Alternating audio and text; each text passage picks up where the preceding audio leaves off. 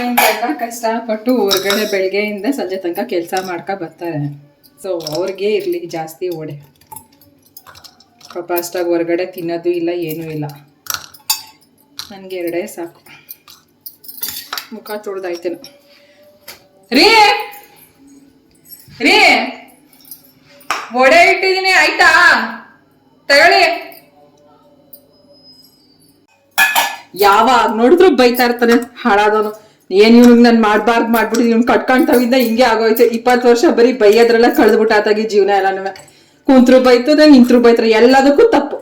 ಏನ್ ಮಾಡಿದ್ರು ಚೆನ್ನಾಗದೆ ಚೆನ್ನಾಗಿಲ್ಲ ಏನು ಹೇಳಲ್ಲ. ಒಳ್ಳೆ ಮೂಗ್ ಬಸಪ್ ನಂಗೆ ತಿನ್ಬಿಟ್ಟೈತಾನ. ಇಂಥವ್ನು ಮಾಡೋದಕ್ಕಿಂತ ಬೀದಿಲೋಗ ಬೇವಾಸಿಗೆ ಮಾಡಿದ್ರೆ ವಾಸಿ. ರೀ ತಗ, ನಿಂಗೆ ಒಡೆ ಬಡ್ದೀನಿ,